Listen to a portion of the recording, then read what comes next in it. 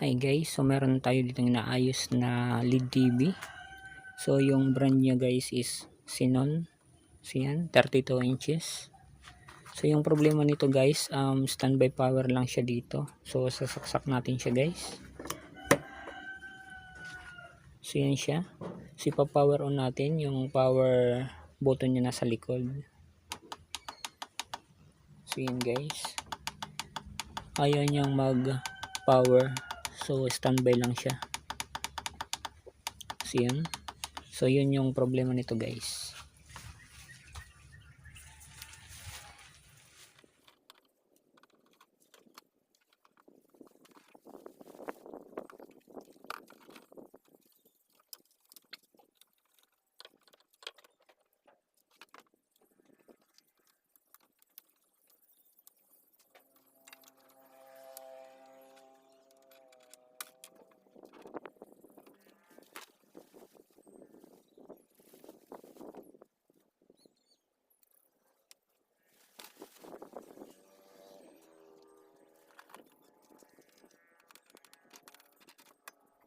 So ito na guys, meron ako ditong napansin.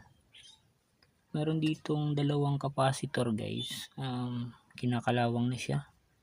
So susum lang natin siya guys. So yan, ito. Meron ditong dalawa. So ang gagawin ko dito, tatanggalin ko yan guys. Para ma-check natin kung okay pa. Kasi kinakalawang na siya guys.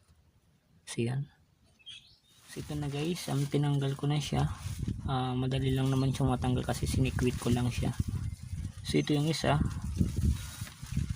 tsaka ito yung isa. So ang gagawin natin guys, ititester natin siya guys kung mga okay pa.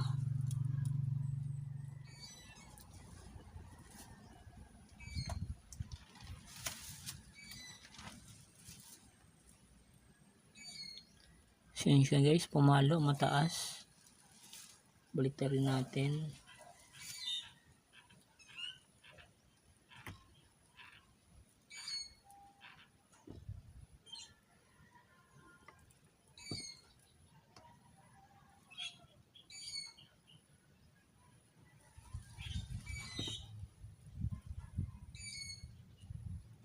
So yun siya guys, pumalo.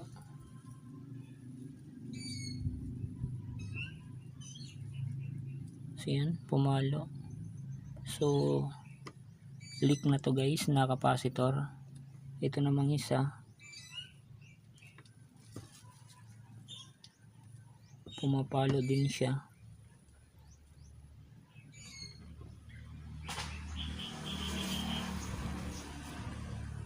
Yan.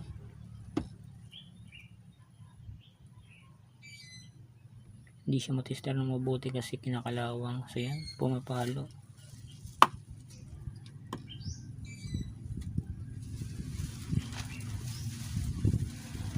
So yan, mga leak na yung capacitor guys. So tinanggal ko na. So ang gagawin natin next is testing natin yung unit guys, kasi tinanggal ko yung yung dalawang capacitor doon. Nang i-tester ko siya guys, shorted or leak. So yan, so testing natin.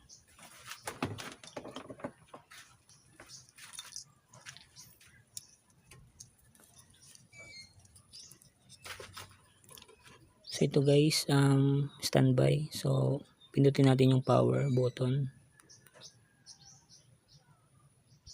So yun guys, nag blue red siya. So tingnan natin yung screen.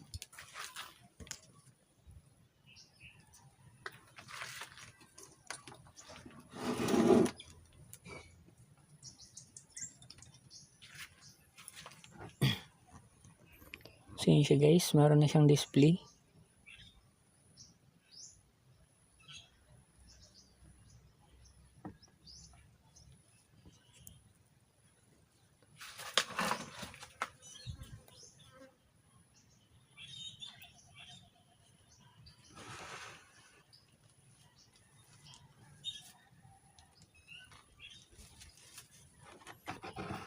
So yun na siya guys, may display na siya. So yun lang yung problema niya guys, yung dalawang capacitor kanina na kinakalawang. So nang itistar ko, shorted. So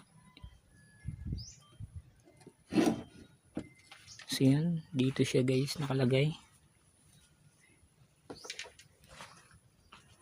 Dito siya. So yan.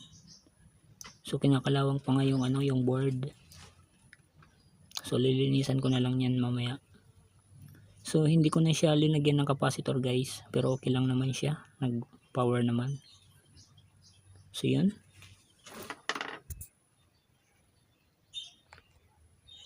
So isasara ko na lang siya guys, tapos testing ko yung buong pag-testing guys.